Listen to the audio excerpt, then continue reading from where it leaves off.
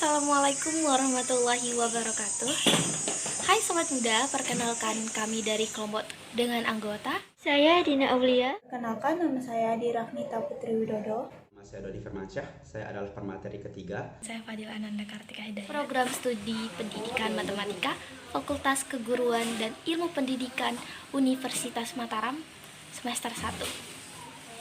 Kali ini, di video ini, kami akan membahas tentang perkembangan ilmu pengetahuan dan teknologi dalam Islam.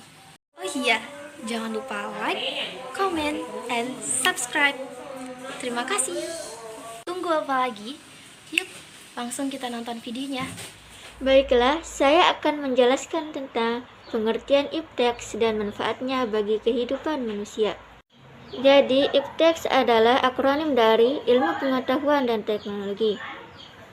Ipteks adalah ilmu yang mempelajari tentang perkembangan teknologi berdasarkan ilmu pengetahuan.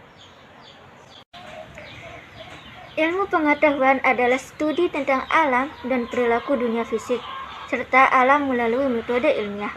Sedangkan teknologi adalah kumpulan teknik dan proses yang digunakan dalam produksi barang atau jasa, atau pencapaian tujuan seperti penyelidikan ilmiah.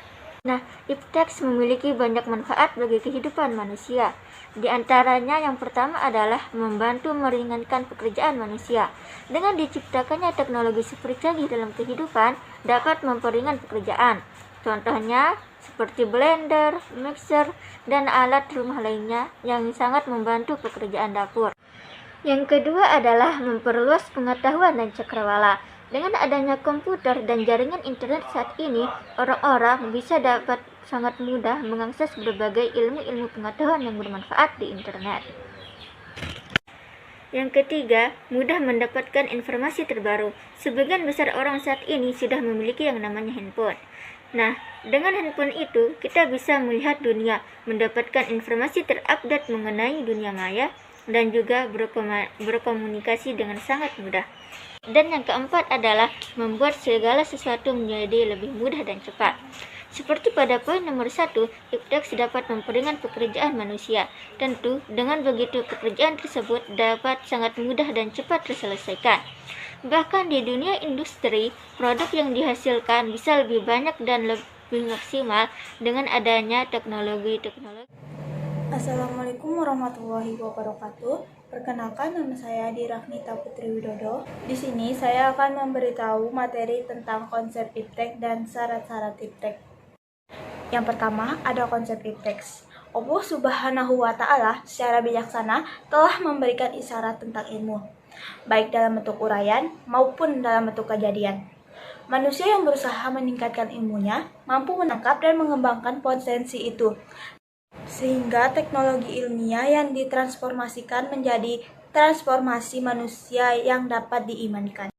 Yang kedua, ada syarat-syarat ipteks. Syarat-syarat ipteks terbagi menjadi 7. Yang pertama, ada objektif. Yang kedua, ada logis. Yang ketiga, ada sistematis. Yang keempat, ada metodik. Yang kelima, ada universal. Yang keenam, ada kumulatif. Dan yang ketujuh, ada eksperimentasi lama. Nama saya Dodi Firmansyah, saya adalah pemateri ketiga. Berikut saya akan melanjutkan materi rekan saya yang sebelumnya. Saya akan membahas materi tentang sumber ilmu pengetahuan dan integrasi iman, ilmu, dan amal. Baiklah, saya mulai dengan sumber ilmu pengetahuan.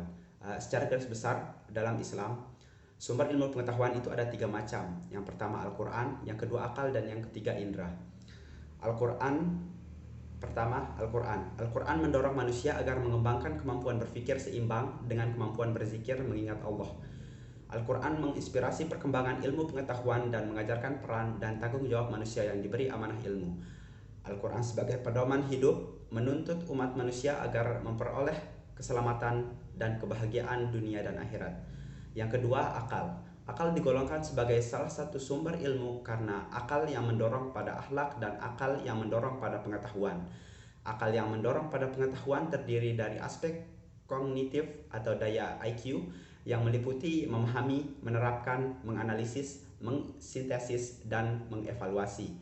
Yang ketiga yaitu adalah indera. Pengetahuan yang bersumber dari indera diperoleh manusia sebagai makhluk biotik. Berkat indranya, ia mengatasi taraf hidup yang semata-mata fisik, vital, dan masuk dalam medan intensional. Walaupun masih sangat sederhana, indra menghubungkan manusia dengan hal-hal yang konkret material. Indra sebagai sumber pengetahuan bersifat parsial, disebabkan perbedaan indra satu dengan yang lainnya. Namun, pengetahuan indrawi sangat dibutuhkan karena merupakan pintu gerbang pertama untuk pengetahuan yang utuh. Seperti halnya akal, indra juga mempunyai kelemahan. Pengalaman merupakan pengetahuan yang telah samar dijadikan dasar bagi teori pengetahuan yang sistematis.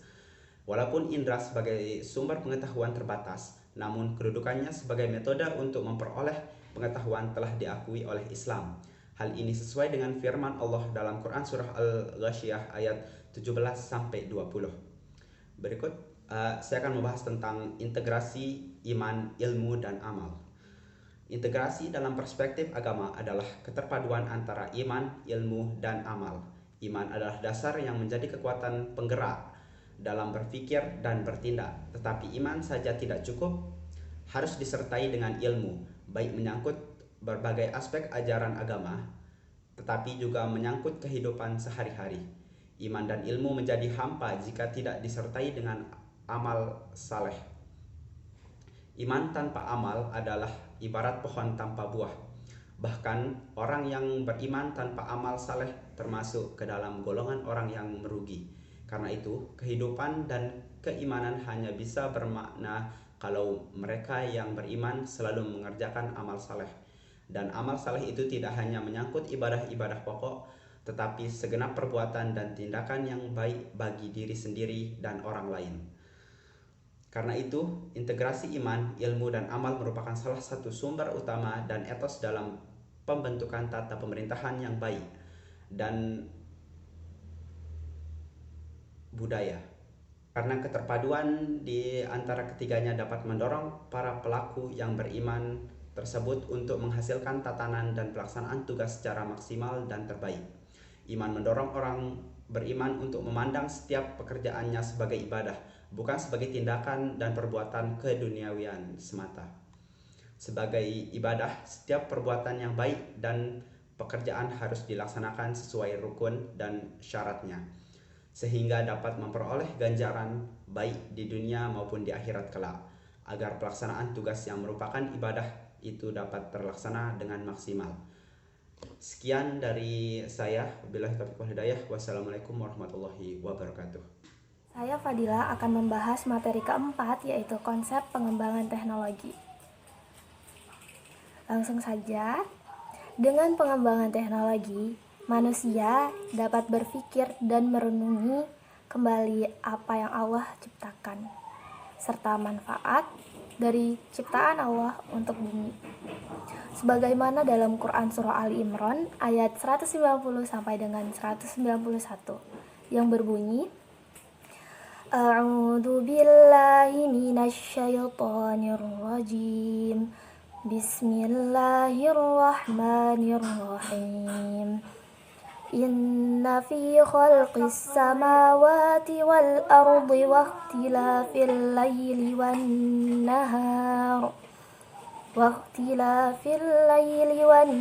nahar la ayatin liulil albab alladzina yadhkuruna Allaha qiyaman wa qu'udan wa 'ala junubihim wa yatafakkaruna fi khalqis samawati wal ard Rabbana ma khalaqta hadza batila subhanaka faqina 'adzaban nar.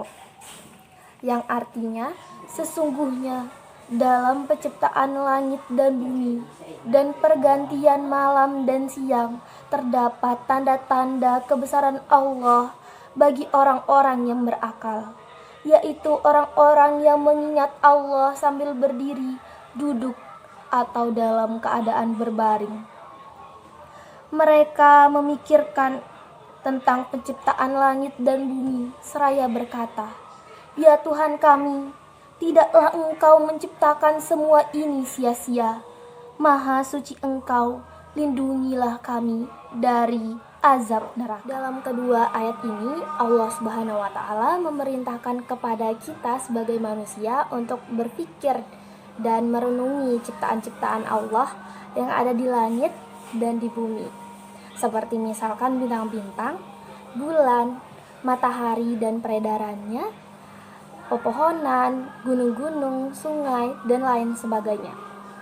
Dalam hal ini, perkembangan teknologi memacu kita untuk berpikir lebih kritis mengenai ciptaan Allah, seperti misalkan bulan yang mengelilingi bumi dan atau matahari yang mengelilingi bumi. Dalam hal ini, tentu kita sebagai manusia bisa dengan merenunginya, kita bisa meyakinkan bahwa Allah Subhanahu wa taala satu-satunya zat yang menciptakan itu semua.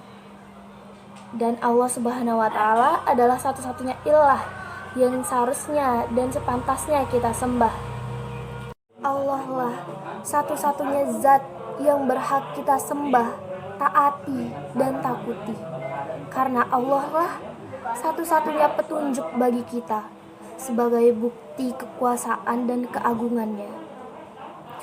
Dialah Allah tidak menciptakan segala sesuatu itu, melainkan ada manfaatnya. Dia tidak pernah menciptakan segala sesuatu dengan sia-sia. Jadi, mari kita renungi apa yang Allah telah ciptakan agar kita bisa selalu mengingat Allah, bisa selalu mengingat kekuasaan dan keagungannya dalam penciptaan langit dan bumi, serta agar kita bisa semakin bersyukur atas nikmat yang Allah beri kepada kita. Terima kasih teman-teman telah mendengarkan materi-materi dari kelompok kami. Kurang lebihnya kami mohon maaf. Assalamualaikum warahmatullahi wabarakatuh.